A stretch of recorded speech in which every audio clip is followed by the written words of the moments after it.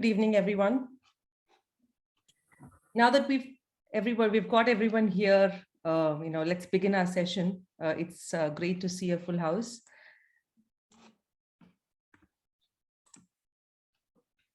So over the last 11 years of our journey, we've been fortunate to train over 12,500 students and meet many more passionate players and parents. Today's webinar is born out of the need expressed by so many of these parents who have interacted with us over time.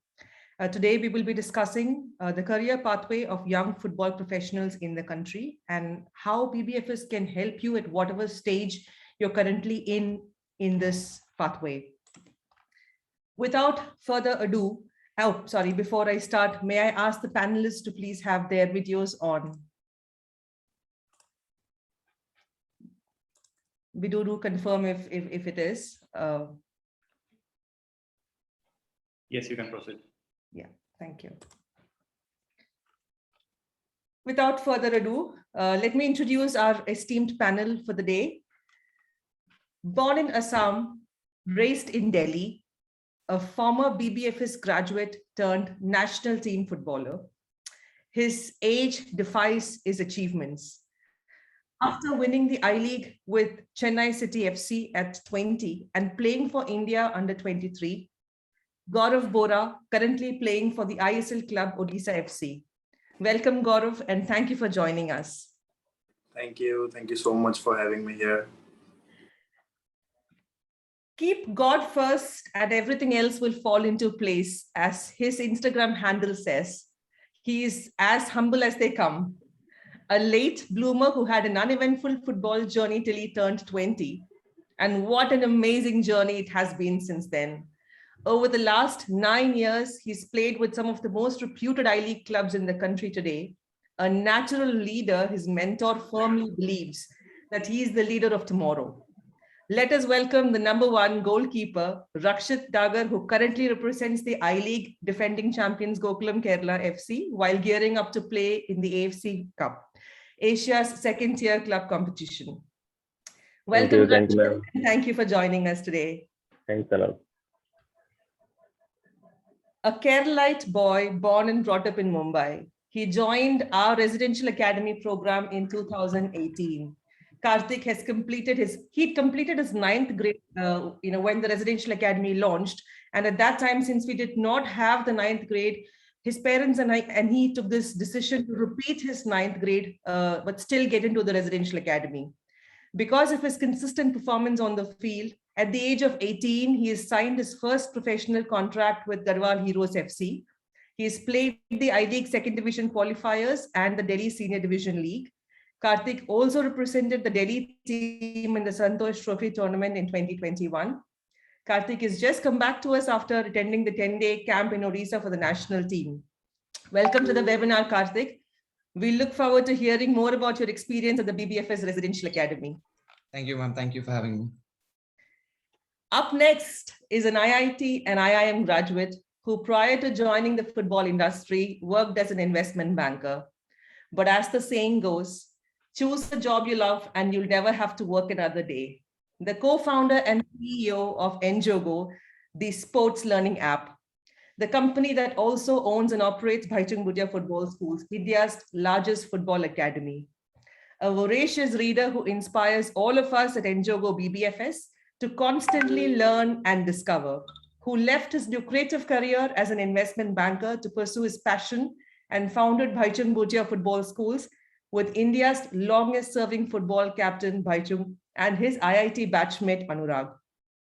Kishore Tide, who also served as the Chief Operating Officer of the All India Football Federation. We are thankful that you realized your dreams, Kishore, and in the process enabled a lot of us to realize ours. Thank you for joining us today. We look forward to your insights and experience in developing this space. And before we start, a word from the man himself. Let me share my screen and hopefully you shall be able to hear his thoughts.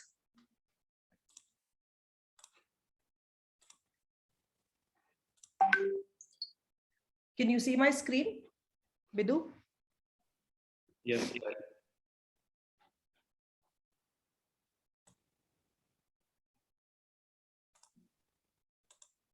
Welcome everyone to webinar. In fact, Ultimate Residential Academy is started with platform opportunities and good coaching to all the players of different ages across India. In fact, The video is not doing on. this, The video is not working. I went to personally as a young kid. Okay.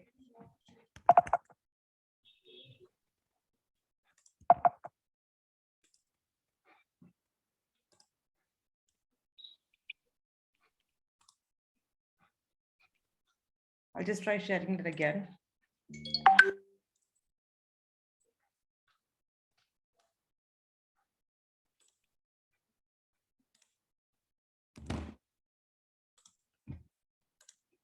Can you see the screen now? Yes. Welcome everyone to webinar.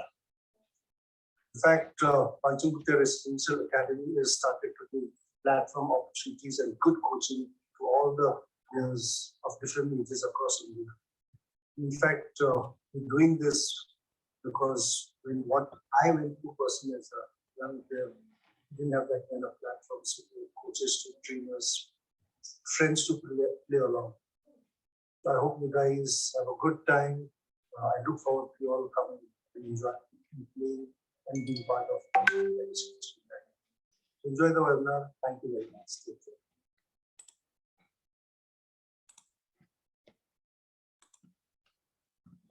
Sorry, I'm not sure if the audio is very audible, but I'll just reiterate what Baichung shared.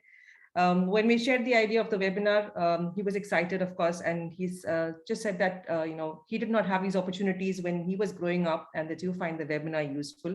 I'm sorry if the audio was not audible enough. So Siju, over to you. Thank you.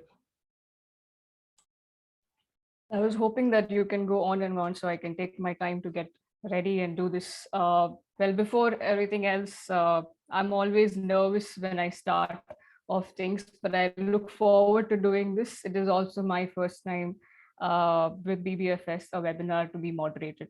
I hope I can keep you entertained throughout. If not, we have the panelists for that. So let me kickstart here. My name is Siju. Not really important, so we'll move on with that. Well, we have, as Divya mentioned, the last person that she introduced, our dear beloved boss. No, he's not told us to say that, but I wish to say it. Kishore Ted, a well-known person in the Indian football industry at large, not just BBFS, but at large people do respect, and rightly so. I do invite you now, Mr. Kishore Ted, to probably take us through this topic that's called Living the Football Dream, Career Pathway of Young Football Professionals in India. Why don't you just take us through what this means, probably at a generic level, and what is it at BBFS that we do for the pathway, and also welcoming all of them to live the football dream.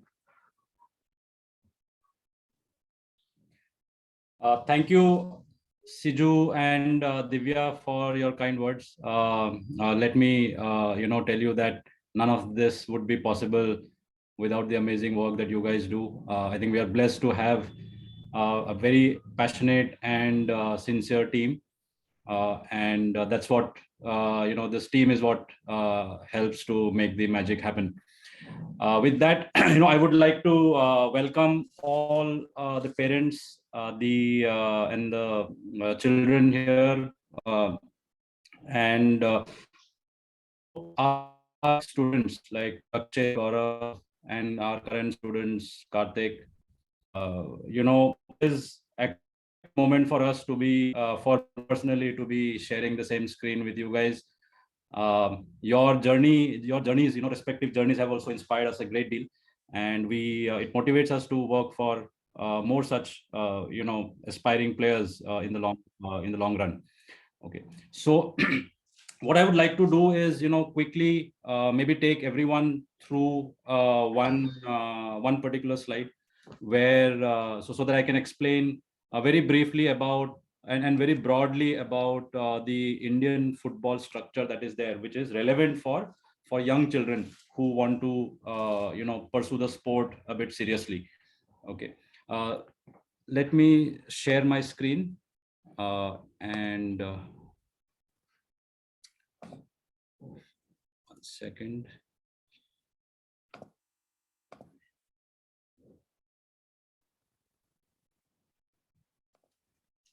Is my screen visible?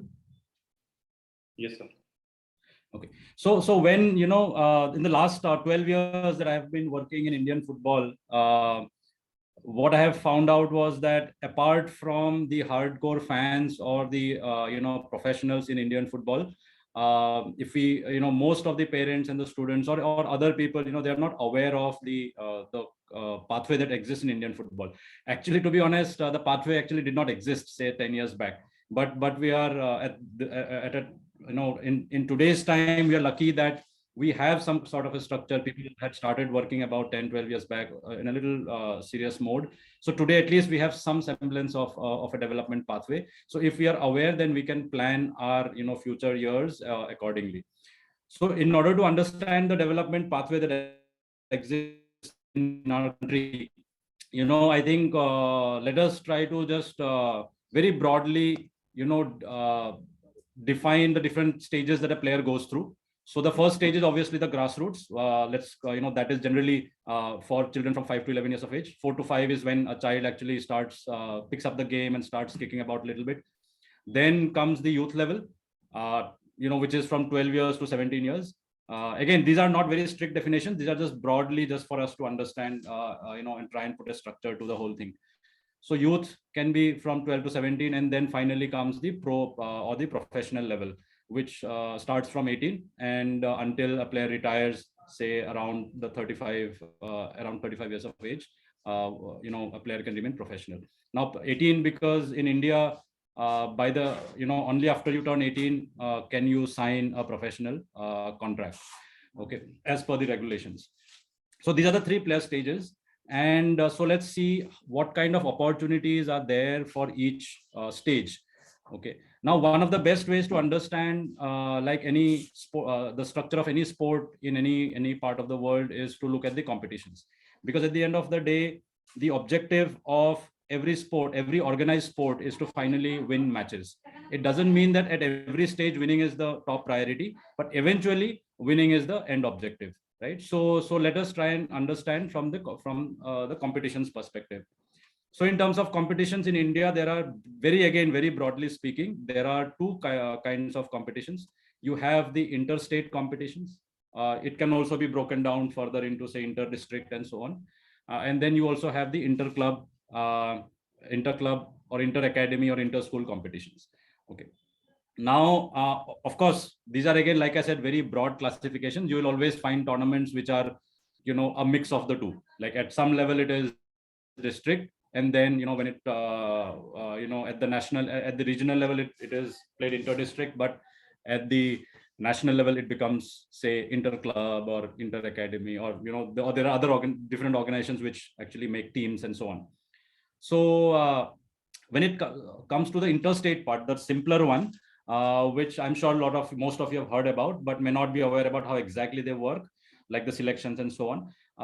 So interstate, the first level is basically, the sub-junior national. So that starts at the age of 14.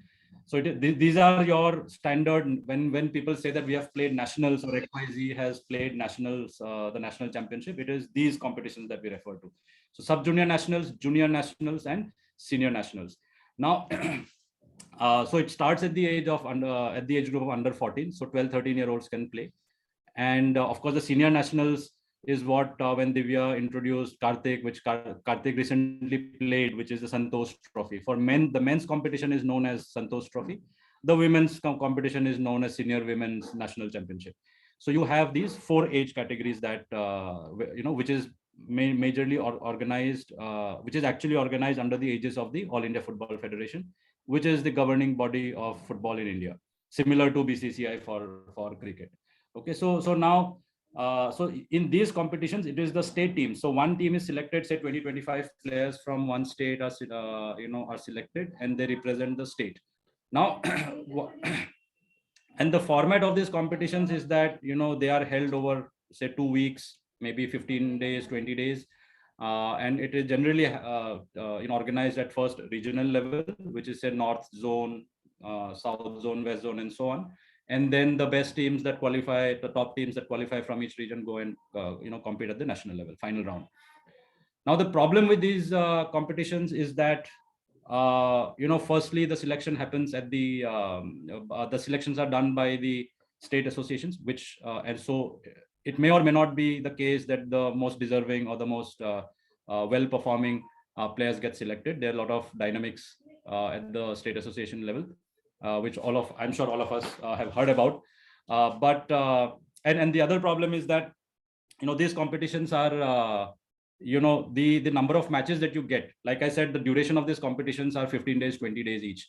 So these are held every year. But out of 365, you are playing only, say, for 15, 20 days a year, and maybe a max of 5 to 10 matches. If you qualify for the final round, maybe 10 matches, 10, 12 matches. If not, only 4 to 5 matches, which is not enough for a player to develop. Okay. However, another one positive of being selected for these teams is that the certificate of participation for these competitions are recognized by the government and government-based supported organizations. So for, say, college admissions in a lot of places, plus to get jobs in public sector undertakings, or even in the government, these certificates are have the credibility. However, for the development of a child, these are certainly not enough. Then comes the inter-club academy and inter-school tournaments. So again, at the bottom of the pyramid, at the base level, at the beginning, at the grassroots level, a lot of baby leagues happen. Now, baby leagues as a concept was introduced by the All India Football Federation about 4 years back.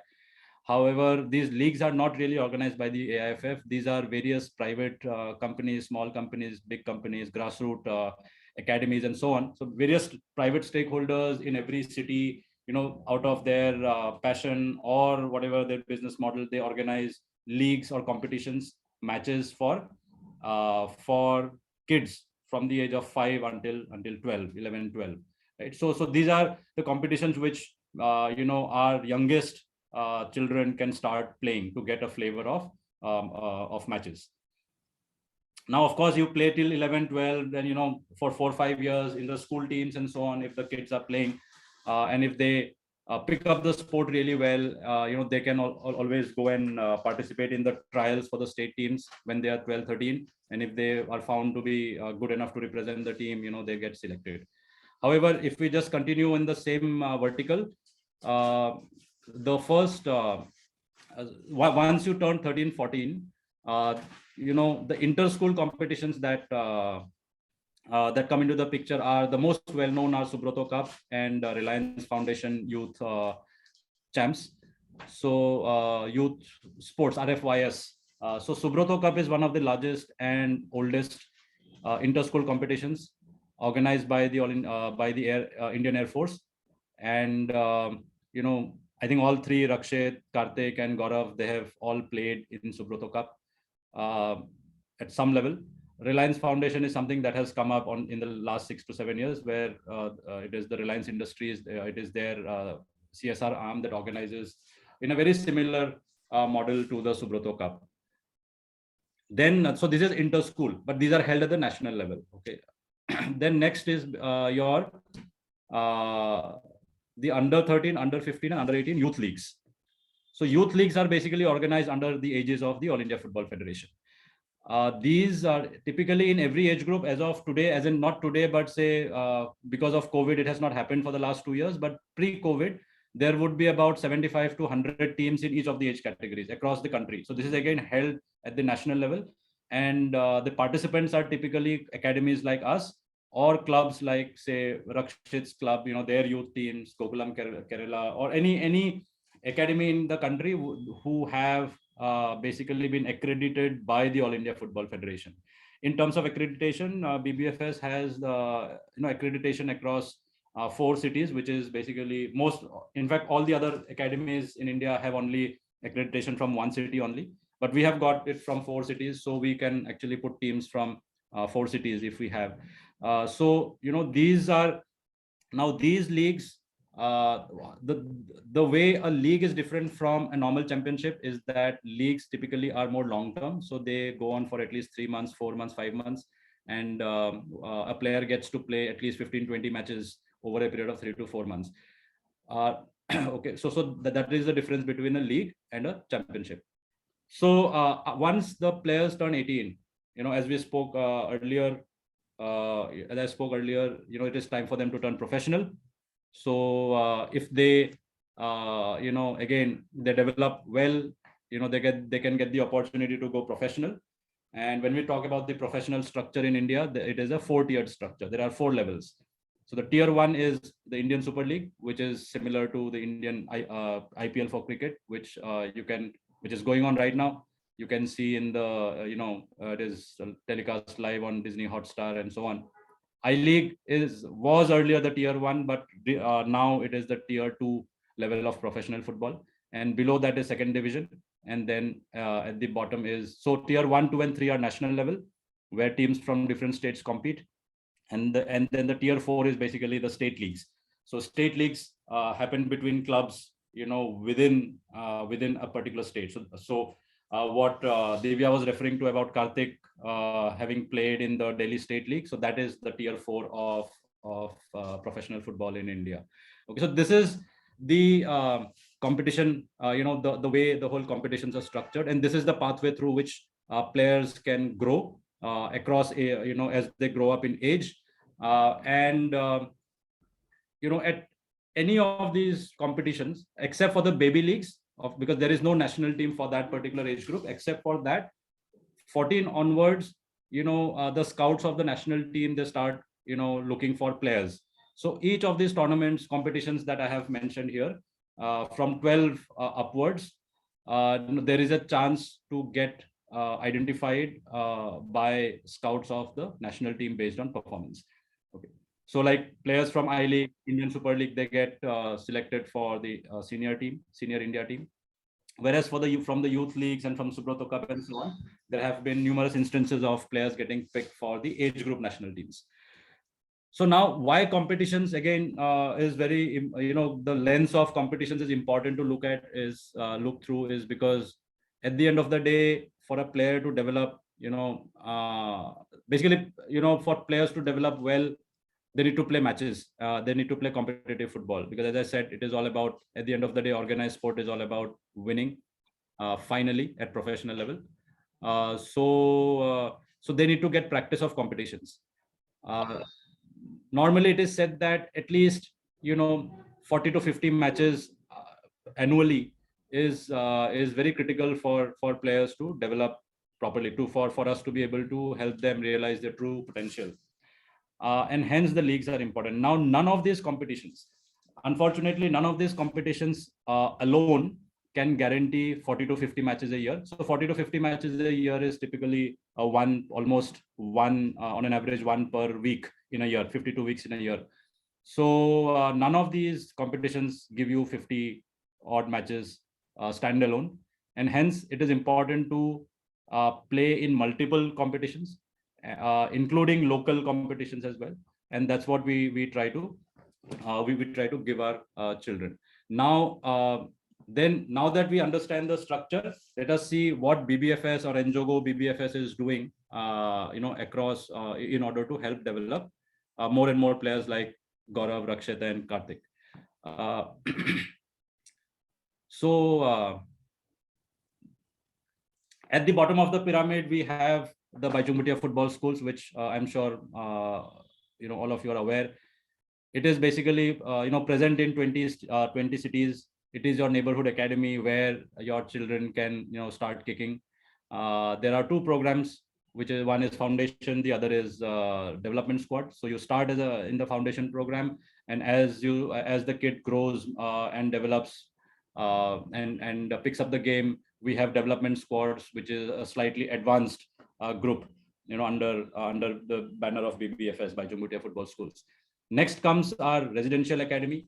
So residential academy, actually I also, when I was studying, I stopped playing sport because the schools that I studied in, I grew up in, they were blindly focusing only on academics without enough support for sports.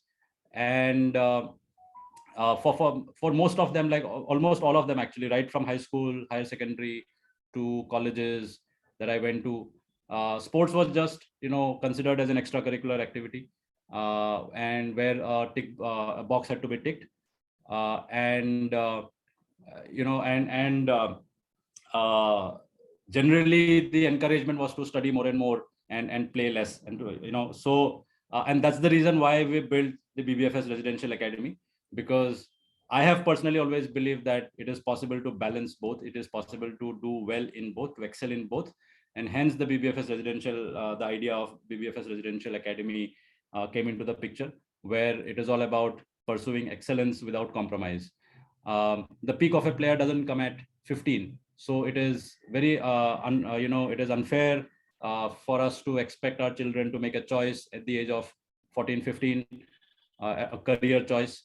The peak also doesn't come at 17, 18. So again, it is unfair if we force, or if the system forces the children to take a long-lasting decision at the age of 18 about choosing one out of the two things that are important for their careers. Like Divya said, and I'm sure and we have one living example in front of us, Rakshit, who went on to become the champions of India, who went on to become a champion of the top league in the country. However, for him, the opportunities were very less at the until he turned 2021. So like Divya said, he was a late bloomer. In 2021 was when he started picking up, and he started peaking, and since then he's not looked back. So it is very important that we keep supporting our children, and we give options. We basically create options for them, so they don't have to choose. We keep giving them options until they are 21, 22, and that's when they will be mature enough also to decide what is best for themselves. Now and to take this whole concept further, currently we are also working on a program where we are even after 12th standard we can keep supporting our players. So we are working, we have been in discussions with multiple top private universities in the country, where we are trying to put together a program where the player can get a degree, pursue a degree of their choice, any field, while also not giving up on their talent and their passion, which is football. So hopefully, for the new season, we will be able to start the program. But I just wanted to, share the main idea behind, say, the residential program that we are building. And finally, about 2.5, 3 years back, we also acquired this club called Garhwal Heroes FC. Now, Garhwal FC is it is a 68-year-old club, 69 years old club, based in Delhi, and that's our professional club. So that serves as a platform where we can give the first taste of professional football to the children of BBFS. Like recently in the recently concluded Delhi League, for instance, 5 players from our residential academy were given a professional contract with the club, and they got to compete and play against some of the best players in the country, and compete against players like Dipanda Dika, who has scored more than 100 goals at for the top clubs in the country. Right. So that's our platform for now. Rather than, the thinking is that rather than depend on the ecosystem or the other third-party clubs, we wanted to have a more secure and consistent pathway for the BBFS students. So Garhwal FC plays in the state league, of course. So we also compete in the second division, which is the national league. So it is a platform where our children can not only get the first taste of professional football, but also if they perform well, they get picked up by bigger clubs in ISL and I League. Last year, one of our players who performed really well in the second division, he got picked up by, he was given a 3-year contract by Gokulam Kerala FC, where Rakshit is playing currently. And our ambition as a club is also to, again, not be satisfied with the current level, but say qualify for the Indian Super League in 3 to 4 years from now. Okay, so that's basically a quick snapshot, just in one slide, at a glance, how the development pathway for Indian football looks like. It is important to understand this so that we can make the most of whatever opportunities and competitive platforms exist in the country. So yeah, I hope I didn't take much time, Siju. Over to you. Absolutely not. It is important to note, and I hope and I'm sure all of you must have taken notes from there. And I am also sure that you all are eager to ask questions. I thought as much that I would take the questions towards the end, but I think there's a pertinent question that's related to probably I can be addressed at the moment itself, since that belongs to the presentation that Kishore mentioned. So here's a question, and it's a question that do we have sub-junior national under 14 for females as well? Sorry, sub-junior? Do Sorry, we have do we have a sub-junior national under 14 for females as well? So typically, the reason why these national competitions are actually one of the biggest main reasons why these national championships are organized is because it is mandated by the government of India. To organize 3 competitions for men and women both, or boys and girls both. 1 sub-junior, 1 junior, and 1 senior. Okay, so 3 competitions are mandatory for every sports federation to have recognition from the government. So here, if you see in the slide, there are 4 age groups that I have mentioned: under 14, 16, 19, and senior. So normally in a year, only 3 of these happen. It is mainly for budgetary constraints. So suppose, say, if under 14 is happening, then maybe under 19 might not happen, or under 16 may not happen. But yes, under normal circumstances, when there is no COVID, at least 3 national championships happen, each for boys and for girls. So now sub-junior could be under some. In some years it is under 14. In some years it is under 16. The decision sometimes it depends on the federation. What age group they decide. But typically it is dictated by the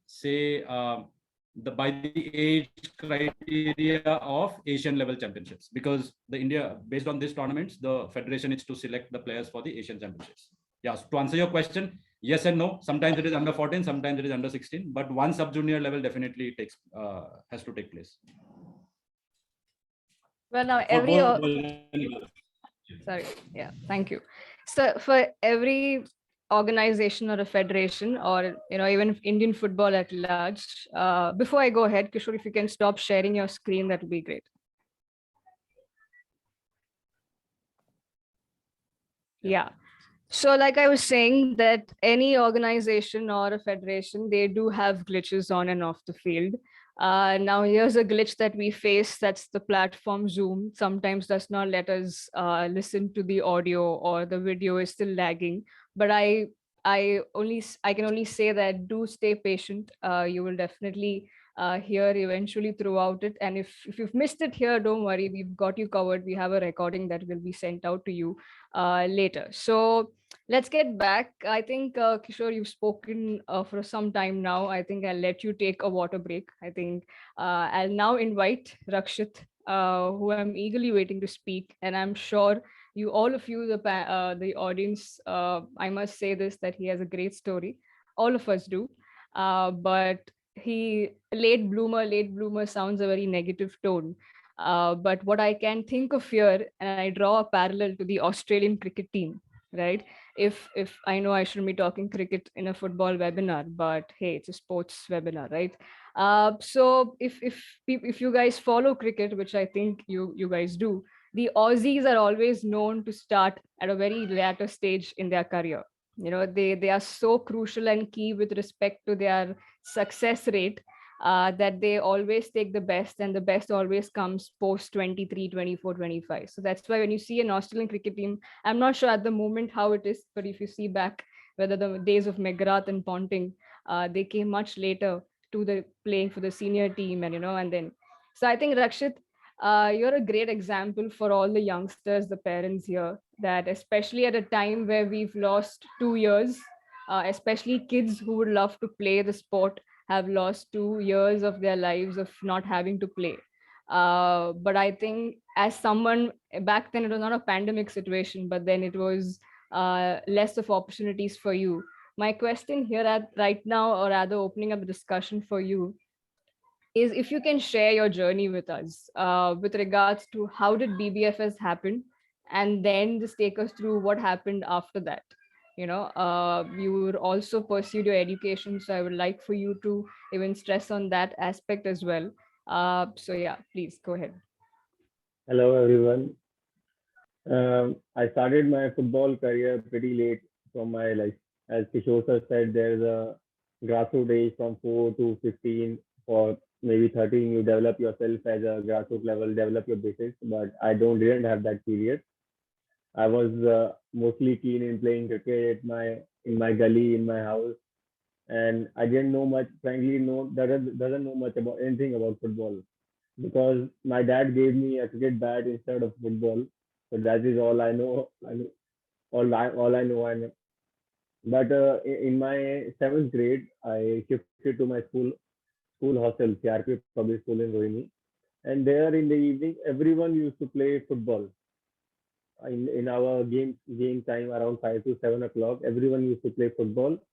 It doesn't matter it's 11 versus 11 or maybe 20 versus 20. Everyone used to play. So during that time, no one was playing cricket there. Then it was the only sport everyone was playing. So I said कि यार मुझको भी खिला लो, मुझको भी कुछ करना है, मुझे भी खिला लो. So I used to be a wicket keeper in my school cricket team. So they say, okay, you stand on the goal. No one wants to stand on the goal. You stand on the goal for us. So from there only I started थोड़ा बहुत खेलना, started playing, about to know about football, what are the rules and how it is played. But once there was a match, a class match, I think 8th versus ninth grade. So they were organizing a match, and we were sitting in the night in the hostel and making a team for my 8th grade team. And in the end, they didn't select me only. I said, कि यार मुझको भी खिला लो, मुझको भी खेलना है. Then they said, nahi, nahi, we have a very good goalkeeper. He's very good, he's very tall, and we will take him. You play cricket anyway, so we don't like cricket anyway. We do not gonna play you. So I said, you can take my trial, and I'm ready to give trial right now. And kuch to karo. Then they started with tennis ball and throwing around in the room, and I was catching, showing my wicket keeper skills and all. They said, no, no, we'll see in the morning. Then next morning, that guy didn't came only. The who was supposed to be a goalkeeper. So I played in the match, and it was a 0-0 draw. And in the penalties, we lost. But overall match was good because I have good reflexes from my childhood only. So whatever the balls were coming, I was just deflecting and doing my natural things.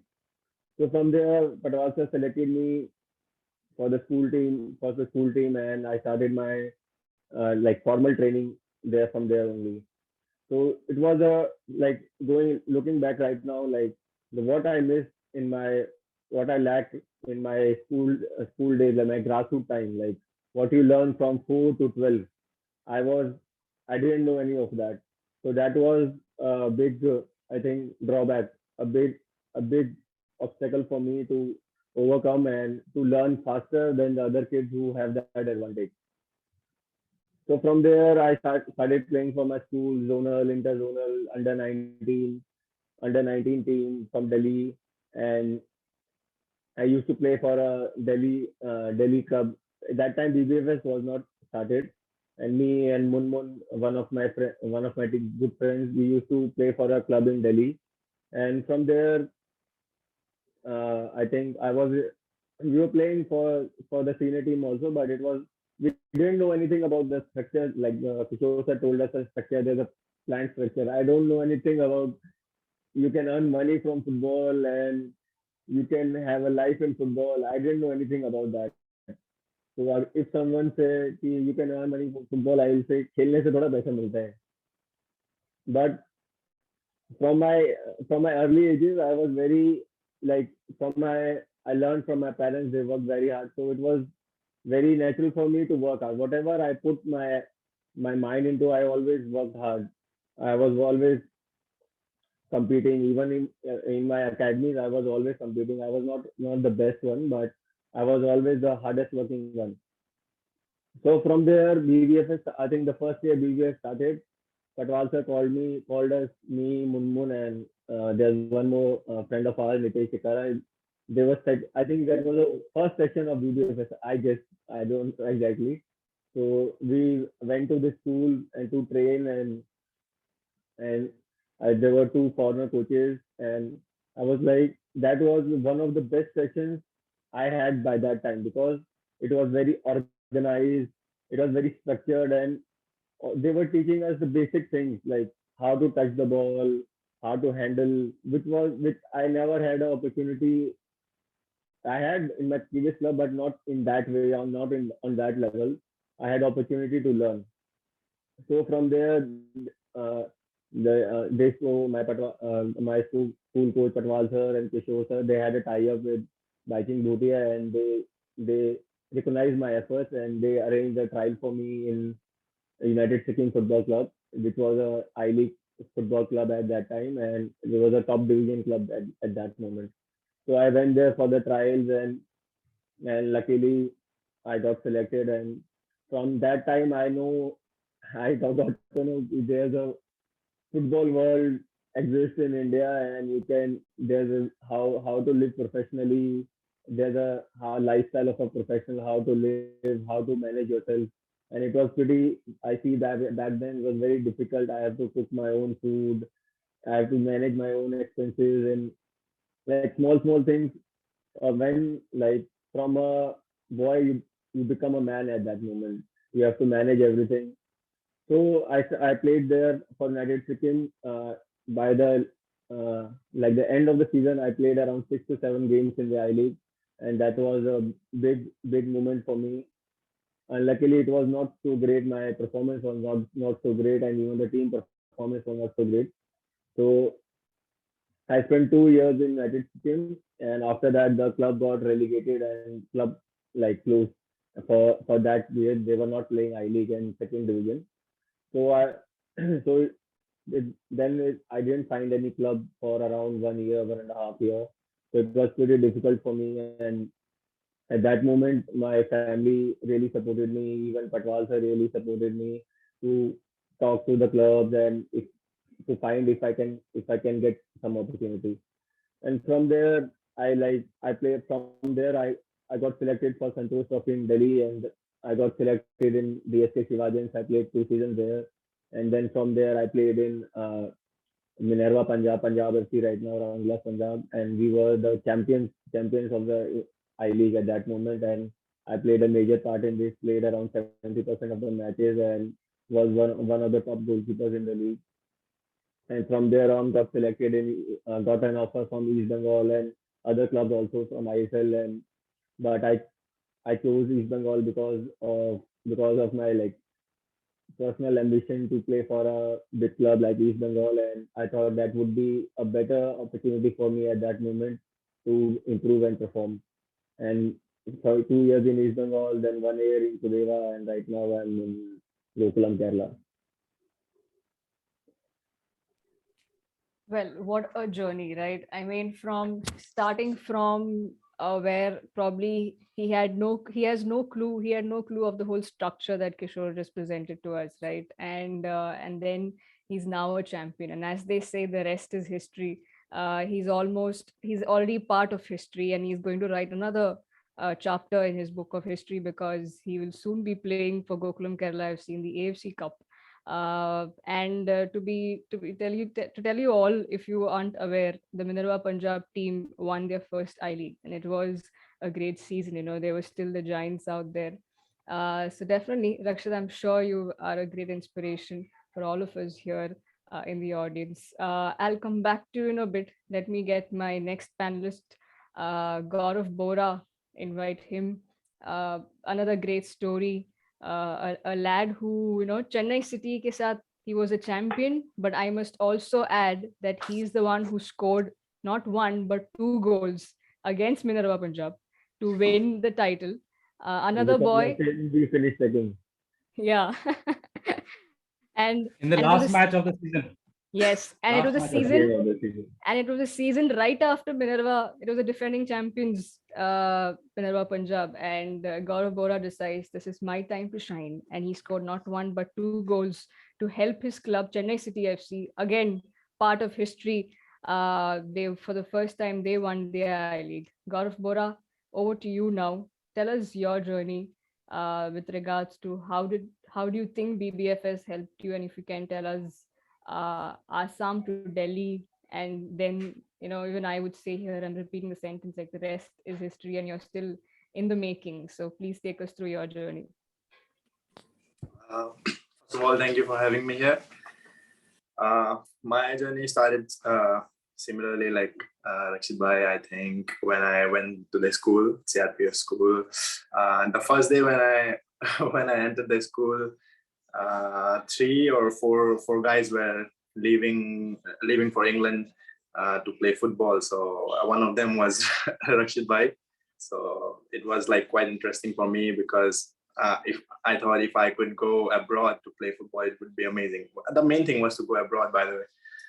So that's how it started under the guidance of Mr. Sunil sir.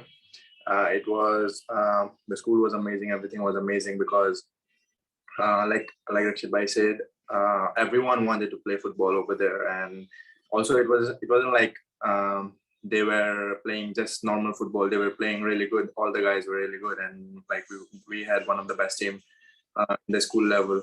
So when BBFS came in, Sunil sir asked me if I wanted to join and if I wanted to train with them. I gladly said yes, and I went to train over there. It was amazing for me from the first day because they were like so organized and everything was so good over there. Also because they teach us all the basics things over there, which I still carry with me till now, and it's amazing that I had the pleasure to get the training under them. We had 2 foreign coaches as well over there at that time, and I think it's all because of BBFS that I'm here right now. After when I was in BBFS, I think they organized a trial. A coach came from Pune and he wanted to take a trial, so we were over there, and he selected me and one more guy. His name is Ashish Rai. He's playing for Hyderabad FC right now. So we both went to Pune for the further trials, and then we got selected over there, thankfully, to BBFS again. And after that, we played in the Pune Residential Academy for like 3 to 4 years. We were there in the under 16, under 17, then under 19s. We got promoted to then the Pune City takeover. FC Pune City, they took over, and we got promoted to the reserve team. But I could not make to the senior team, so they sent me out on loan to Chennai. I played two seasons in Chennai. The first season I didn't play that much, but the second season I did get a lot of games, and yeah, we won the league. The team was amazing, and everyone did a brilliant job. After that, I came to the ISL. I got a contract over here in Odisha FC, and yeah, it's my 3rd season now here in the Indian Super League. Well, I'm sure most of you, all of you are listening, I mean, paying attention to all the talks, especially Gaurav and Rakshit, when they shared their story, you must have heard a very common name. Both of them mentioned about this gentleman. Gaurav addressed him as Sunil sir, while Rakshit addressed him as Patwal sir. I think all of us at BBFS love to address him as Patwal sir. Sunil Patwal sir is the technical director for enJogo BBFS. And if you want to know more about him, you have to enroll in BBFS. So that's the catch. If you want to know more about this gentleman, he's filled with stories. I think you can sit with him for hours and you won't be bored. To know the behind the scenes stories, more about these players and many more, Patwal sir is our go-to guide. Well, moving on, I will now let Gaurav take a break and let me bring Karthik here. When Divya actually introduced you, Karthik, the first line that she said, Malayali born, brought up in Mumbai, I first thought, oh, is she introducing me? Very nice. But anyway, I think the rest definitely didn't match. Karthik, you are still a part of the academy. And as Divya mentioned at the start, that there were some decisions that you took, which probably, I don't know if it's a regular thing that people do take that risk of, repeating your year all over again. And then, to wanting to be part of the academy.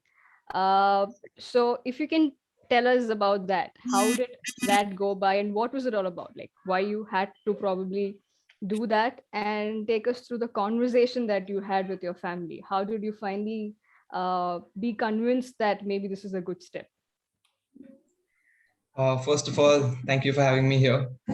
And yeah, as Divya ma'am mentioned before, when I joined BBFS back in 2018 in the residential academy, they didn't have a 10th grade, and I was supposed to be in the 10th grade at that time.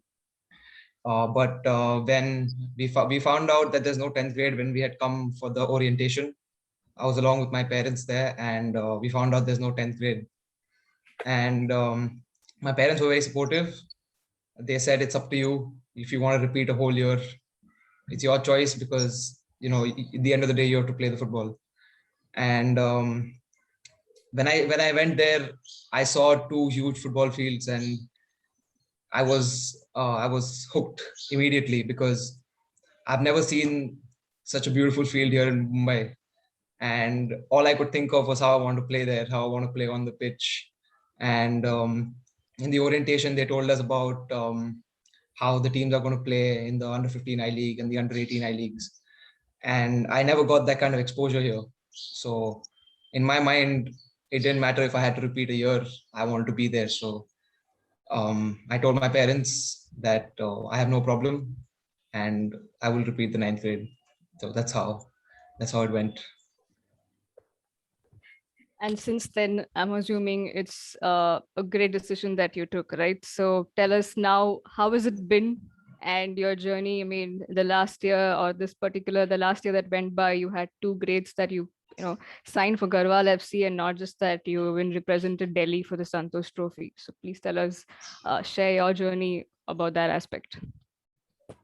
Yeah, so as I said, I joined when I was 15, and immediately things changed, because I learned a lot about time management, which was key. That was one of the first things they taught us there, about how should we manage our time, how to balance football and studies. It was not just football 24/7. It was also, we had fixed study times in which we had to study. I played in the youth leagues, the under 15 I League and the under 18 I League. Because of BBFS, I also got they set me up for a trial for the BC Roy Trophy to represent Delhi at the under 17 level. I played the BC Roy Trophy as well. And last year, around April, when Garhwal FC was going to start their preseason training for the I-League qualifiers, me and 4 other guys from the academy, we were called up to train with them. And I remember being very nervous. I had no idea what I was going to go up against. There were a lot of players there. And when they told us that we're going to get a chance to represent, I think that was pretty much the best moment of my life at that time. We played the I-League qualifiers, also played the Delhi division this year. And also I got the chance to represent Delhi at the Santosh Trophy. So all in all, I feel because of BBFS, I got all these opportunities, and I'm very, very grateful for it. Now, there's something that, probably Rakshit and Gaurav missed out on, was the whole residential academy experience, right? With BBFS, we had to either outsource them, or Rakshit, directly had to be sent out for trials with clubs. But you are one of the, the blessed ones who comes in at a place where BBFS has a residential academy and you're part of the program. So if you can share your experience of how has it been so far with the residential academy, and what are the perks like? I mean, we would love to hear from you because you're currently there. Yeah, as I said before, I mean, before BBFS, I didn't know anything about residential academies. It was my father who had found out about the trial back in 2018. It was conducted in Bombay. And I went, and when I got in, that's when I really understood the concept. I remember watching the YouTube video in which Baichung Sir explained what happened in the residential academy. And when I went there in the orientation, they explained that it's going to be 2 sessions a day. You're going to have to study. There's going to be school. We're going to control your diet. And when I joined, it's like everything turned, like, my whole life changed.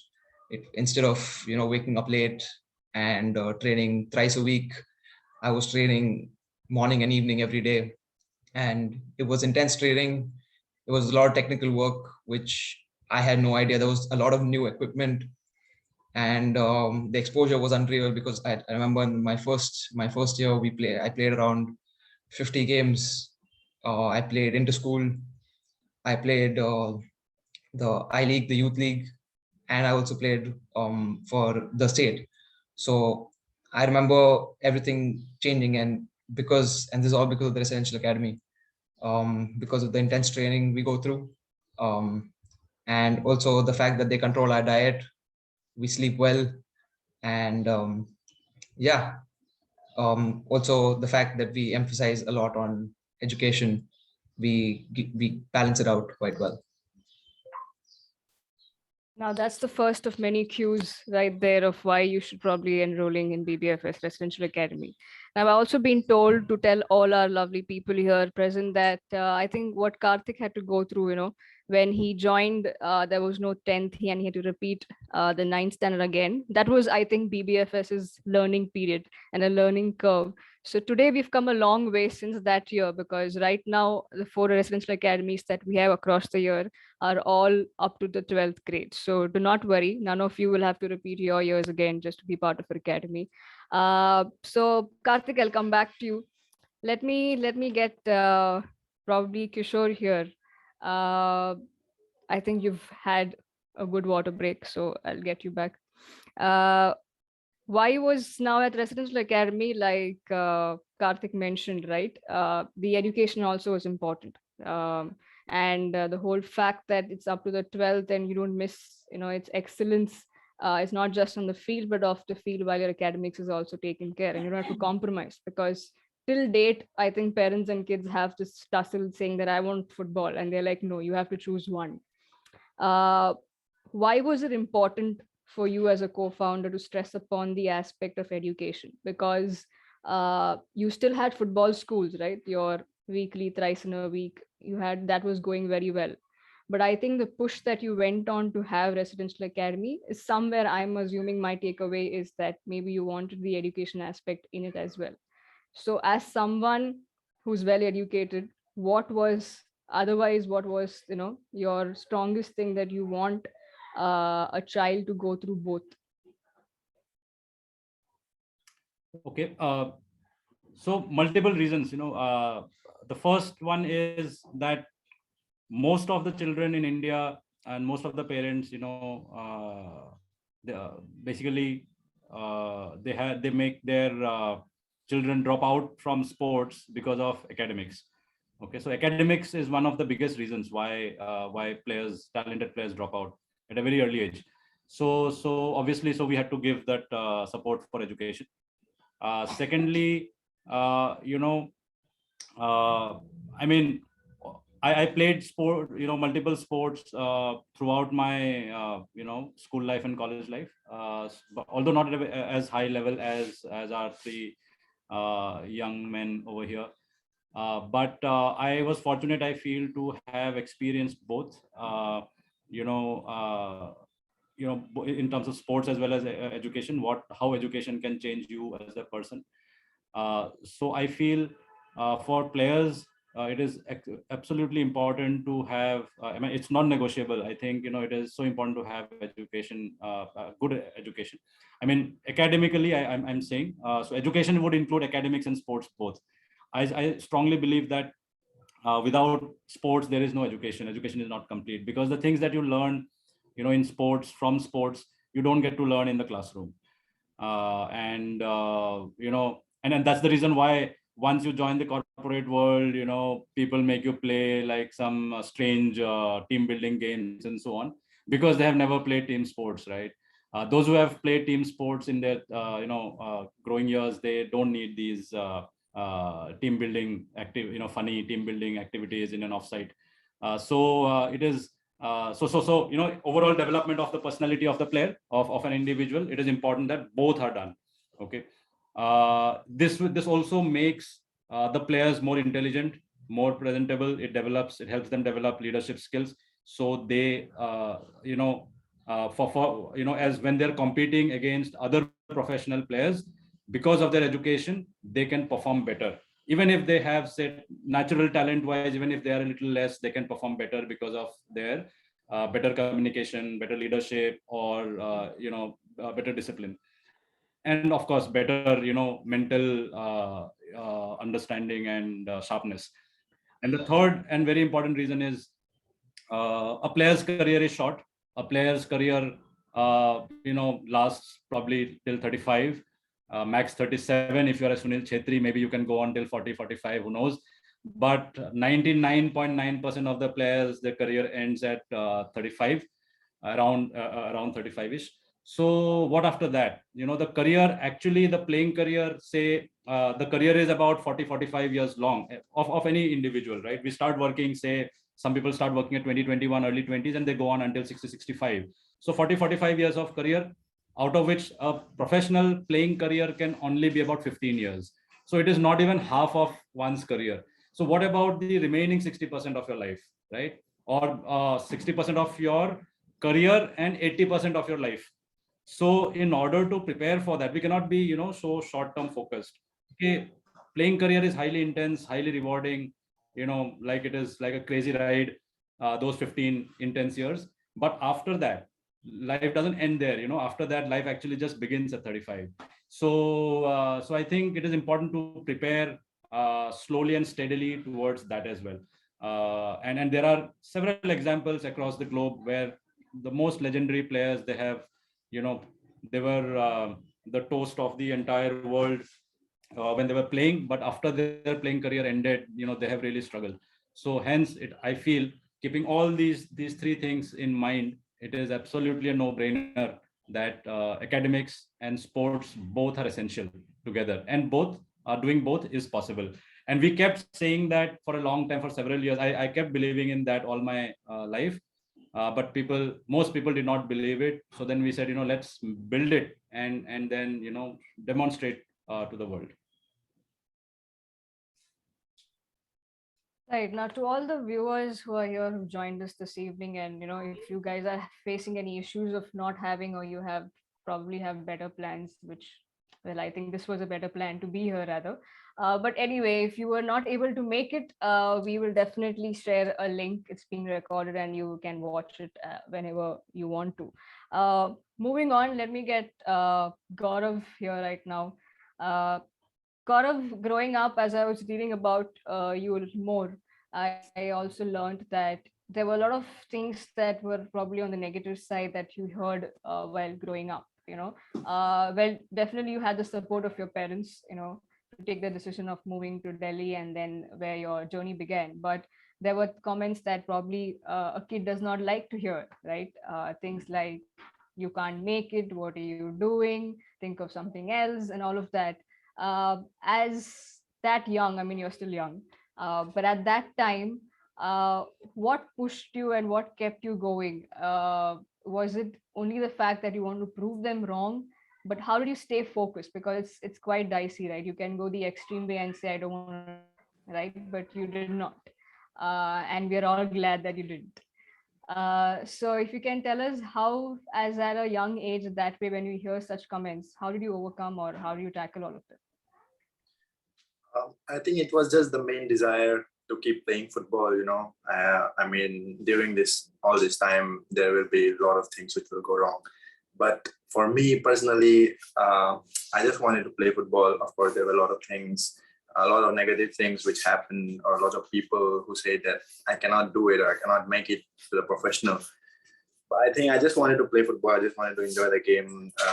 Whenever I was sad, I would talk to my family. They would talk me through this. They would just say that we are happy with whatever you are doing or whatever you are right now. So for me, making my parents happy was the most important thing. And they said that they are already happy. So for me, there wasn't anything else that would bother me. So for me, the most important thing was just to play football, just to enjoy my game, and to keep improving, and to see where I can go, how I can improve as a player, because there will be a lot of things which will be pulling you back.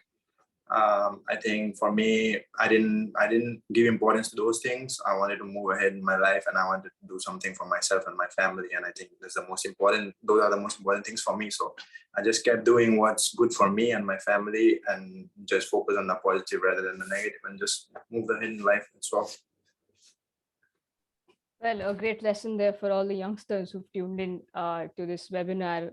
Now, I also gather that the common fact from both Gaurav and Rakshit, even Karthik for that matter, is that the right guidance and support. When I'll say first mention about support. I think Rakshit, even you had a great support from your parents. You were from an era where people had no clue of what football is or how football is like in this country. And at that moment, at that time, still for your parents to keep pushing, because I'm sure there are many parents here on this webinar as well. If you can just share your insights into how important was that support system, especially coming from your parents. Parents support system is like the most important thing you can have, because people from outside can say something, but it doesn't matter much. But if something negative comes from your like your near family, your parents, that is what affects you the most.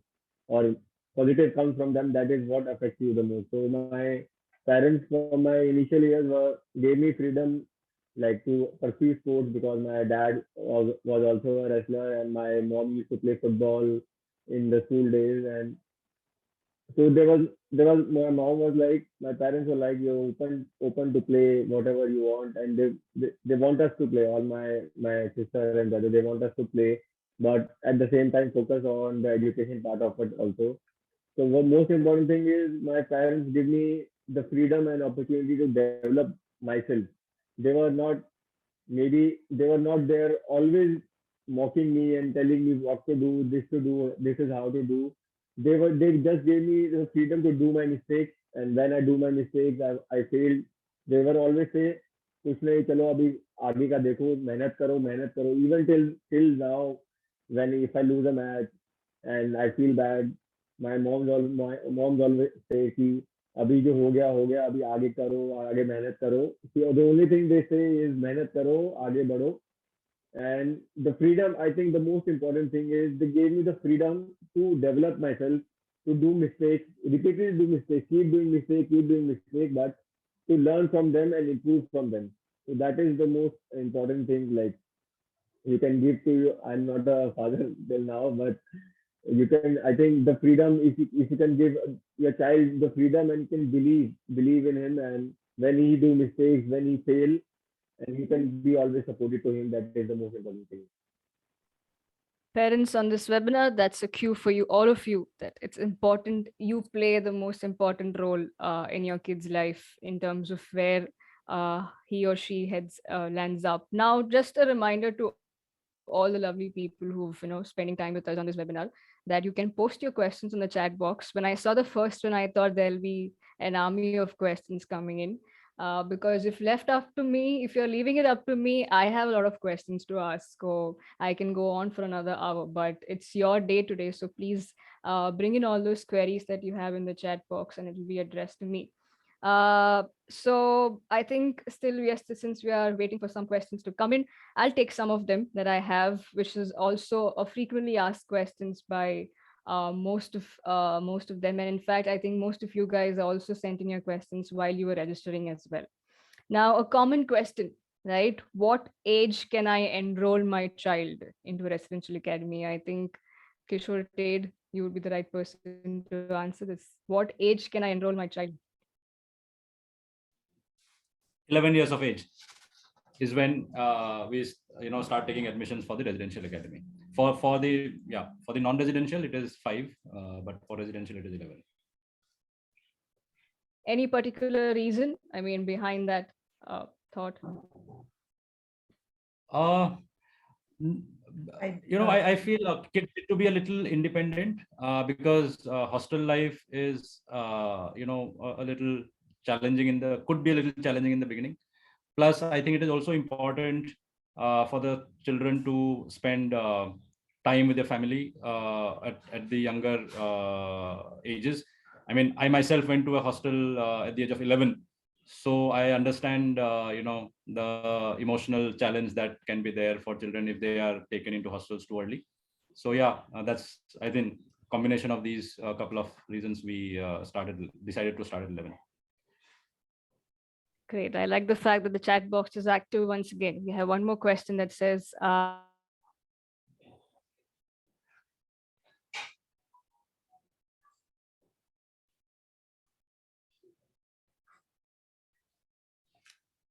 I think we lost Siju there because of some network. Siju, are you there?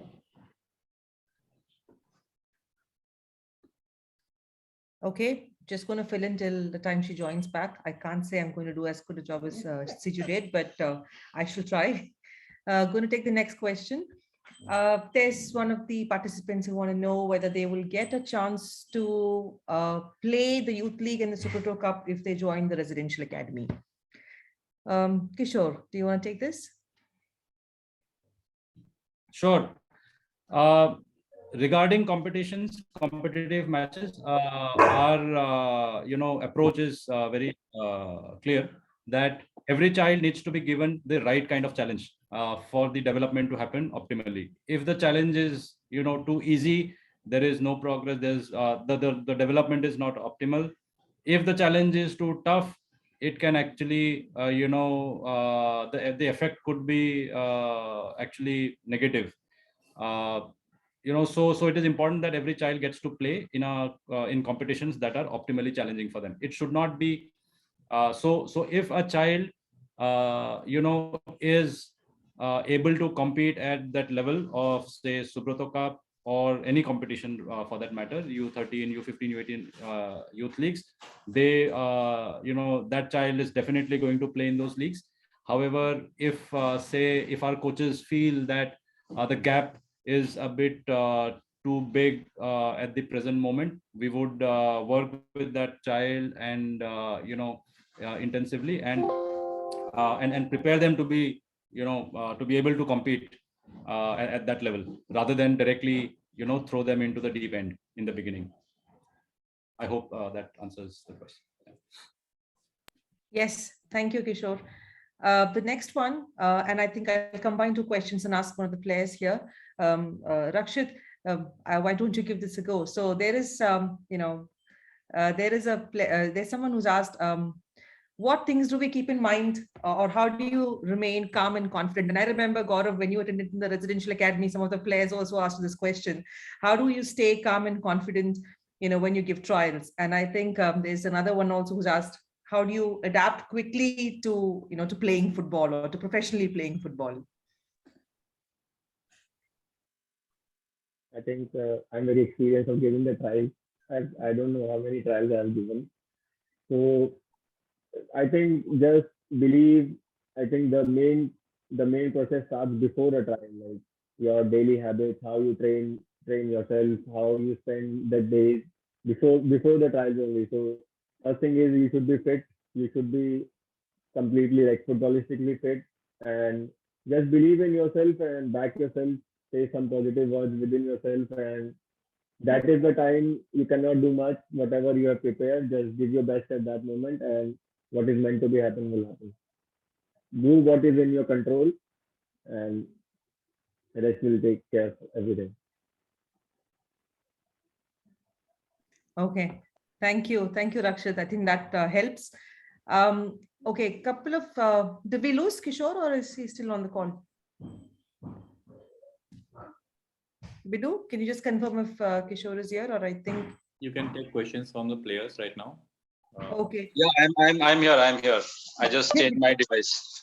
Okay, sorry. So there are two questions again pertaining to the Residential Academy. One is why do we not have in Hyderabad right now? And I think I would combine that with asking, because we get asked this a lot, that why do we have only 4 we're going to launch another one, and why do we have only these many and not in say more cities? So there's a specific question of why not in Hyderabad, and also combining with that, is there like a school tour possible? So I'd let you answer that, Kishore. That's 2 parts of the question. I think Divya, you are the best person to answer this. But yeah, I'm happy to take it. So we the way we are going about opening our residential academies are, number one, we're trying to reach out to every region of the country in a uniform way. We have one in the north, we have one in the west, we have one in like deep south in Kerala, and another in Bangalore, and then the next we are working on is somewhere in the northeast. so that is one strategy, because we want to reach out to as many children as possible. The second is also that we want to focus on quality. We don't want to spread ourselves too thin, and so that every child that comes to our residential academy, can be given individual attention. So if you look at the locations also, these are the locations where we already had a football school team of coaches and staff. So they had been already working in that city for 3 to 4 years. So technically, expertise wise, strength of the team and so on, we have chosen these places so far. So hence, yeah, to answer that specific question about Hyderabad, unfortunately not in the immediate term, until we have enough capacity to cater to the audience in the south for now.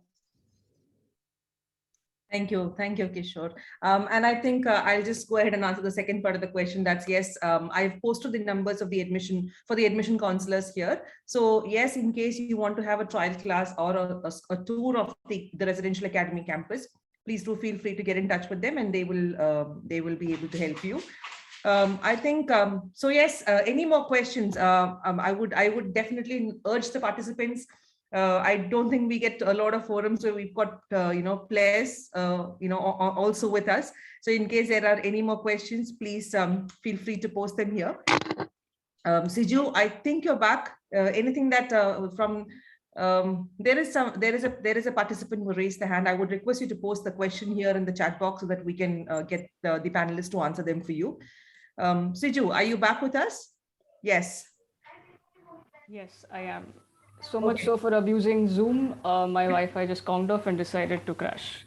Sorry for that. I think I cannot say I did as good a job as you, but I've managed to cover up. I've answered we've addressed all the questions that have been posted in the chat box.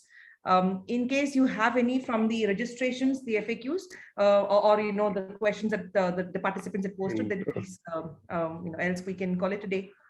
Yeah, I have a couple of more if I can take that. I think they're mostly common ones. Yeah. So how will my child manage academics and sports? I think, Kishore, you partly kind of spoke about this, but I think I'll get Rakshit here because he's somebody, yes, he doesn't have an residential academy experience, but he definitely pursued both sports and education. And for all those who don't know, even I didn't know, that Rakshit is a graduate in political honors. So he definitely has a great career post his playing days as well, right? Rakshit, so how would you answer this question? How did you manage both sports and academics? I think education at this point is very important with sports. And to be very truthful, my academic performance improved because of sports. It's hard to believe. I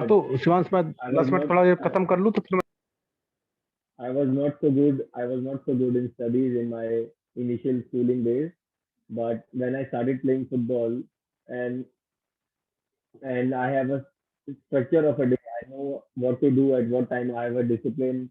I plan my day, so it was very easy for me to develop my studies also because of that. So what sports give you, like in general life, it makes you a very disciplined. It makes a schedule for you, so you can have you can devote the day for your different things. So I think education is very important for me, and to this day, I'm planning my career after football. Maybe after 10 years, I want to play more 10 years, and after that, because of football only and education only, I know what to do after my football, and I know how to prepare for that at this moment. So, and as Kishore sir said, there are many great footballers, but not with good education. And after the football life, it's very difficult for them to survive. Even in India, I see many players in my teams. I see many players, very good footballers, but not schooled, not educated. and they face many difficulties, like common difficulties. They cannot even read the contract. They cannot even, like, when the coaches try to explain, they don't understand. They have the natural talent, they anything but everything, but if you don't have a basic education, a basic IQ level, like like understanding of the world. So it's very difficult for you to survive, not in football, like anything you do in life. And if you play sports, I think you improve more. What happened with me, because of sports, I improved my grades and everything. So it's very surprising. People say कि खेलोगे तो number खराब होंगे, पर मेरे तो अच्छे हो गए. Yeah, that's another myth broken through this webinar. Thank you, Rakshit. Kishore, would you like to add to that? Nothing much, actually. Rakshit was bang on point. That people think, actually, one point which I missed, he explained it very beautifully. I said that to become a better footballer, you need to study so that you become smarter, you can understand tactics, you can, your cognitive skills are more improved. However, I totally agree with him that, to become, a better academically, you need to play sports, right? So it is very, very important. I still remember the chairman of my boarding school where I studied, I used to say, and I still remember, he used to say that, how do you play cricket so that your grades in physics can improve? How do you study biology so that your footballing skills, dribbling can improve? And that has stayed with me all throughout my life. And probably that is the reason why I have always taken both my so-called extracurricular activities and my studies. I have always given them equal weightage. And I don't see any reason why, it can't be done. Yes, it requires more discipline. And then most importantly, it requires a supportive environment. Okay, so most schools, 95% of the schools in India, they don't support, the co-curricular activities as much. Unfortunately. So at our residential academy, we have tied up only with partners who are empathetic, highly empathetic to the needs of children who want to pursue sports a bit more seriously. So if they miss classes because they have to go and participate in competitions, they have to travel all across the country to play matches. When they come back, they are given extra classes. They're given, they are not penalized for it, number one, and they are also given the necessary both moral support and academic support so that they can make up for their missed classes. I think one of the most advantage of a residential academy, which I didn't have at my time, like from Rohini to South Delhi, I need to travel almost 4 hours every day to train, and I travel after school and return back to my hostel around 9 or 10 o'clock in the night, and it was very hard for me to do anything else. So if you are in a residential system, if your education is taken care of, you can, from that only, if you are saving 4 hours of a day, and like in your school days, even if you're studying, I think 2 hours or 1 hour, that is more than enough. What I feel. So if you are trying to, if you stay in a residential academy, you are automatically saving a lot of time in a day, 4 hours, 5 hours a day, which I didn't have opportunity to do. Yeah, I like how this is going. This is giving all of us more reasons to join the BBFS Residential Academy. Now, before I move on to, there are some couple of questions that come. Karthik, you're currently a student athlete. That's what we would like to, that's how we address our students and players who are with us at the academy. So how do you manage your academics and football? I'm currently in the 12th grade right now. I have my boards coming up next month. It gets a bit tough during the competitive period because we have to go for matches, and when we travel a lot to get to the stadium. But in general, I feel we have a fixed study time every day. It'll either be before training or after training. It depends on what time the session is, and at that time, I feel all of us, not only me, our whole group, we sit and study together, which helps us out a lot. Everyone has their own opinion, and we can help each other in our studies. So that's how I've gotten through my 10th board and 11th grade since I've been here at BBFS. Great. Now, I've been told that Gaurav, you've been too silent for a very long time, so I'll bring you here. I think with reference to academies or as an athlete, something that's always thought about is the diet, right? People think, it's a strict thing, and you can't eat this, you can eat this. So it's a question that bothers all of us. That what is a very strict diet that players or athletes go through? Now you've not been in a setup of you were in Pune Academy, right? And if you can take us through, because at your age, I think all of us love to eat the food that we would want to and like to. But players to maintain their physique and maintain their stamina definitely need some restrictions here and there. But if you can tell us, how is the diet like when you were, when you started off at the academy, and then how is it now that you're a professional athlete? How has that changed? Well, to be honest, when we were in Pune, because it was a footballing academy, so we used to get a well balanced diet. I won't say how we are getting it now, but it was quite balanced to all the things we need, like protein, carbs, and fats, and all those things. Compared to now, I think we were not that much serious at that time with the diet, because we still used to sneak out and eat whatever we want at that point of time, because we didn't have that much knowledge about diet and how much important it was for us. But compared to now, when we all see Cristiano Ronaldo and Sunil Chhetri, they've been playing for such a long time. The most important thing we don't see is they are playing for such a long time without any injuries. You never see them sitting out on bench, or they're missing games because of injuries. I think the most important thing is the diet. I think it plays a very crucial role, and the diet, when we are here in the professional setup, it's actually, we eat grilled or boiled, lots of rice, pasta, whatever is necessary for our body. We have to take it. We have to take care of our body, because, like Kishore sir said, we get a lot of reward for playing football, and if we want to get this reward more and more, so we have to take care of our body ourselves, because there is no one else to look after ourselves. So I think is the most important thing for us right now. Yeah, I think definitely certain challenges and certain struggles, you have to lose something to gain the bigger good and the larger good, right? So definitely, now moving on, I think probably by end of the year, if we do another webinar, or sometime later this year we do another webinar, we'll have I'm sure we'll have a female player who will be on the panel as well, because we are soon starting residential academy for girls, and I like the fact that I see questions related to that as well. So here's a question: can you help us understand football landscape for females, and what's the career path for them? Kishore, would you like to answer this? I'll repeat the question. Can you help us understand football landscape for female, and what's the career path for them? Sure.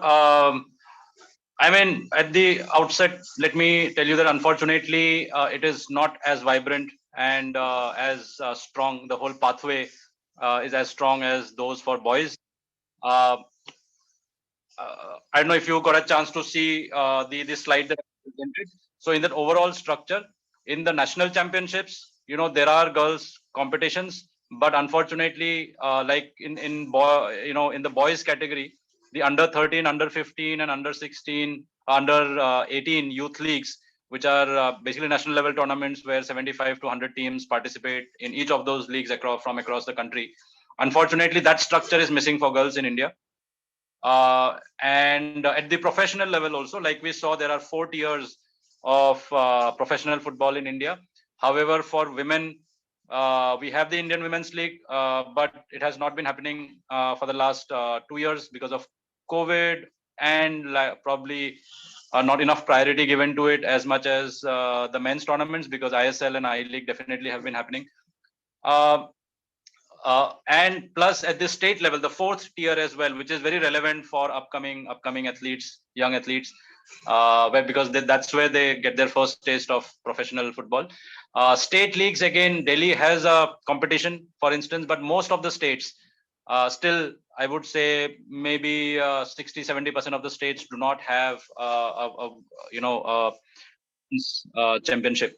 So, however, so that's the unfortunate state of affairs, for women's football in India currently.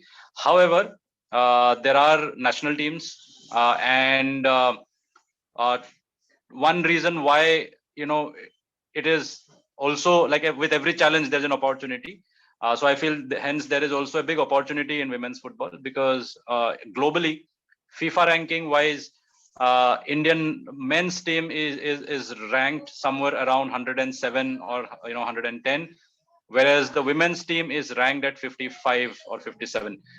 And very recently, I think a team that was ranked probably lower than India just qualified for the FIFA World Cup.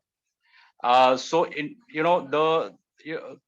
given the level of interest that is there in Indian women's football, the number of players that we have got in India, the chances of doing better at the international level or doing well at the international level is better in women's as compared to men, because men it is going to be very, very difficult. We can't say for sure whether in our lifetime we will see India qualify for the FIFA World Cup, but in women it is definitely possible.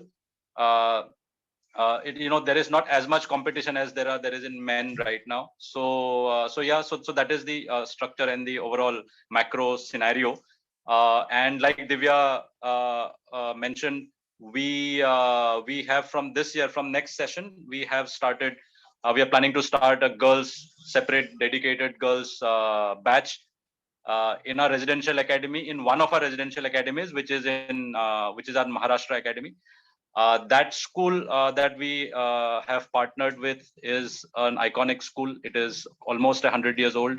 It is the school where where the late Vinod Khanna, Arshad Varsi, the current chief of Indian Naval Staff, the former chief of Indian Air Staff, they have all studied from that school.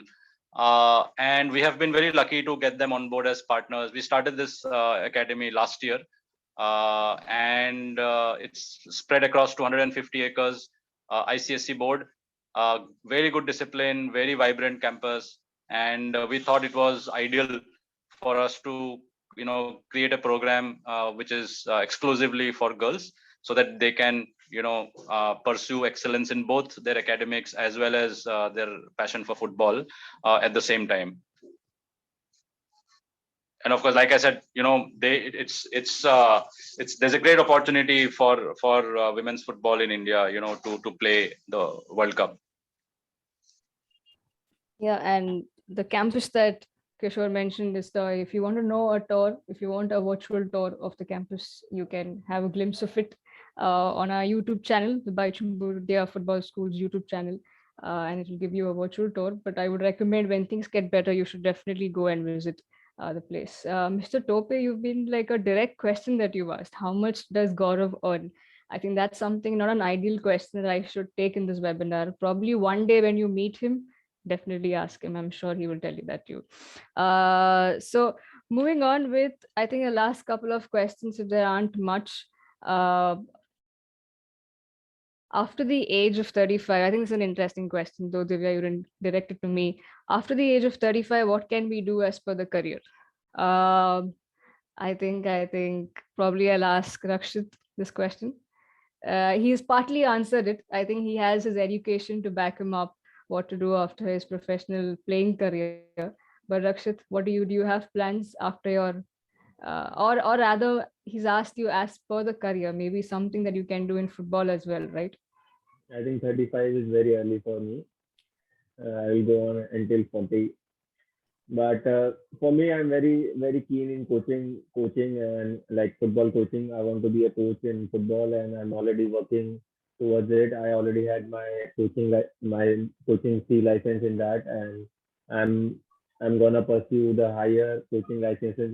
And for that, it's not like I'm waiting for the license criteria. I'm preparing myself daily and reading books and learning online. So that is what was the next step for me. I want to go in coaching, and that is partially because of my education background, because I as a football player, I learn in the field, but as a coach, only your footballing achievements cannot make you a coach at this moment. You have to have many other skills like coach is today's time is like a CEO in a big company, and he have to manage and he have to take care of many things. He need to have different skill other than football, like communication skill, leadership skill, management skill, and so I'm planning towards that, and hopefully you will see me in the future in the coaching job.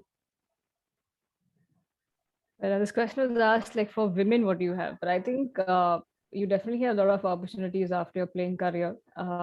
We have two women here, myself and Divya, working in the sports field and doing things that probably I think even players after their professional careers, like recently Kamla Devi, a legend of women's football, she retired, and what she wants to do is start an academy in her hometown. And so I think there are definitely a lot of opportunities, whether you're currently as a professional and also after you're done. And I think that's where education plays a big role. Like Rakshit mentioned, he's interested in coaching. So last I think bits. football and education together opens up many doors together. If you have one thing, if you have only education or if you only have football, you are very limited. But when combined together, you can there are many doors are open. You can be a football agent, you can be a football manager, you can be a CEO like Kishore sir. You can have like a football pundit. Now Indian football, I see many former players being a pundit on the TV, being a commentator. Like if you have both, there's massive opportunities in life, and you can go ahead. Yeah, absolutely. I think Gaurav, when he was talking, he mentioned that he wanted to, when he joined the academy, Rakshit was traveling to England for an international exposure, right? And I think he wanted to play because he just wanted to go abroad. So there is a question that what are the international exposure that we have or we offer? Kishore, would you like to take that up at the Residential Academy? Are there opportunities for young players to travel, and if it is, what it is? Sure. I mean, we had before COVID played spoil sport. We used to actually regularly go for exposure tours outside India. For instance, I think just 2-3 months before the before COVID came around December 2019, several teams had gone to Singapore to play against similar and club and academy teams from all around Asia. We have a very good friendship with a club in Holland, which is basically one of the biggest clubs in Holland. And they are also known for they're very strong in youth development. For 5 years in a row in Holland, they got award for the #1 youth academy, football academy in Holland. We went there 3-4 years where our players went and trained under their coaches and also played against their teams. Our teams have gone to Barcelona, to Portugal, to Italy, and so on. So yeah, these are the tours that we used to conduct regularly. And most importantly, these serve as good exposure for both our players and our coaches. We have a good strong network because we have been in this field for 12 years now. In fact, one of our best talents ever at a very young age, I'm saying at the age of 9, 10, 12, he stayed with us from 9 until 12, 13.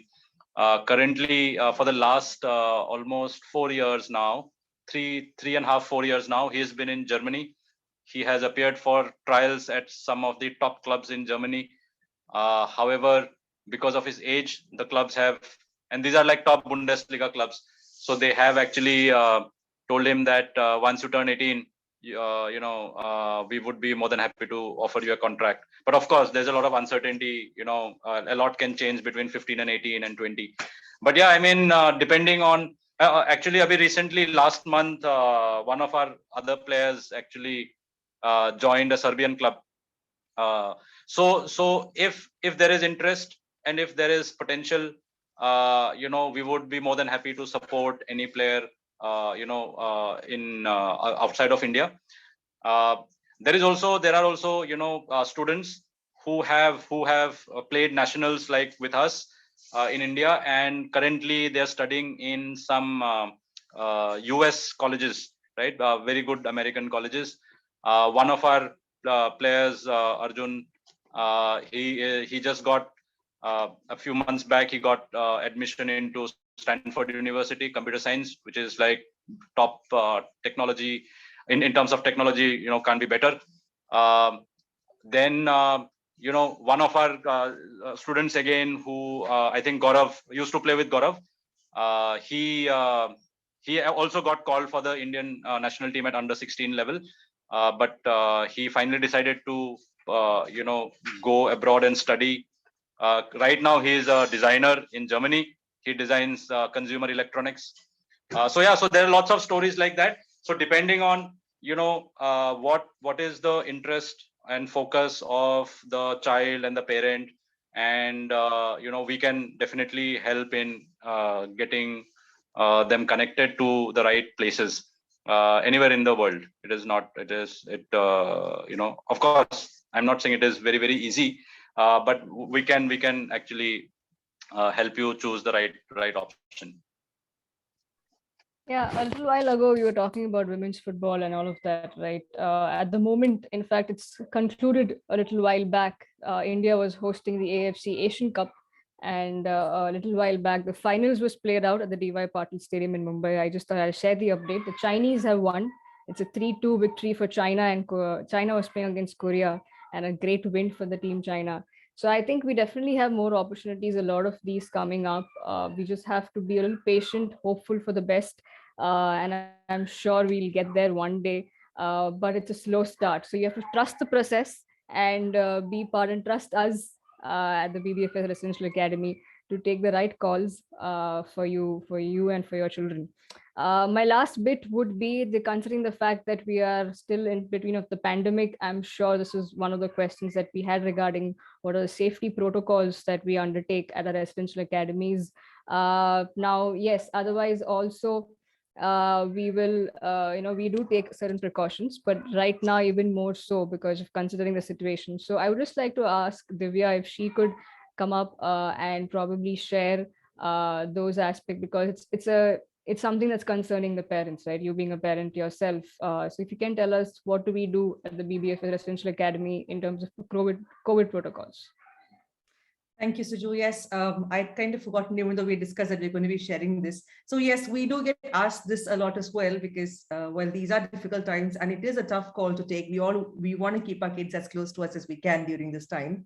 So understanding your sentiments, and of course, we don't want to take risks when we're working with kids. What we typically do in the residential academy, and this is how we do when we reopen, we open in phases. So our coaches, the residential academy concept itself means that the entire staff stays within the campus along with the kids. So the staff report to the campus a week in advance before the scheduled arrival of the first batch of the kids. They come with a negative RT-PCR test report. Once they are in the campus, they are quarantined for another 4 days. Post the 4 days, the fourth day, they get the second test done. Only once the entire staff is tested negative do we call the first batch of kids who come to us. And all the children come to us in batches with the same procedure, which is they get their test done before they travel out from home. After they are in the academy, on the fourth day, we get the test done again to ensure that the kids are okay and they're not infected during the travel, because we have kids coming from across the country. So this is pretty much the protocol that we follow. And once they are in the campus, we do not travel out. Again, another advantage of the whole concept itself is that it's a very self-sufficient campus, which means that the kids do not have to go out of the campus for anything. The hostel, the training, the school, everything is within the same campus. So, and the entire staff stays in-house as well, including the canteen and the housekeeping staff. So, which means that we are able to ensure that they are away from outside, from people outside. Even parents don't visit. And we don't normally break unless it is like a big holiday, which is like a summer break, post which they again come back to us with the same protocol is followed even when they report back after the holidays. So yes, this is what we do to ensure that the kids remain safe when they are in the facility. Yeah, and I'm sure you not only got a pathway to the Indian footballing dream, but you also got a pathway to what we do in terms of COVID protocols, the precautions that we undertake. Divya, if you can just, I think it was Karthik who mentioned that he saw this video before joining, and I'm pleased to share with all of you that you will all will get a glimpse of seeing that video. And I'm sure if the whole of 2 hours didn't convince you, I'm sure this video will definitely convince you. So Divya, if you can please Okay, I'm share. just going to go ahead and share my screen. Yes. Can you see my screen? Yes.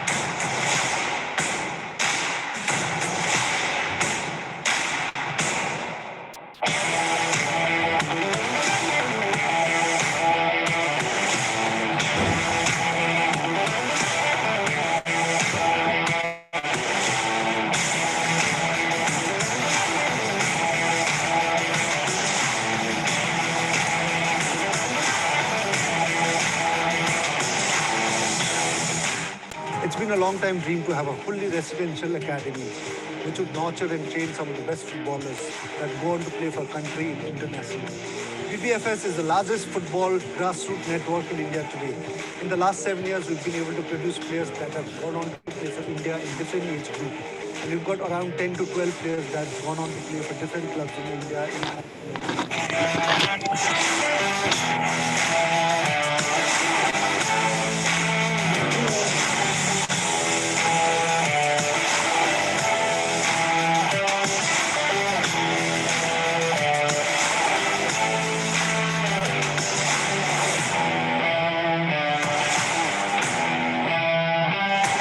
Come and join BBFS Residential Academy and train under some of the best coaches in ideal environment and showcase your talent.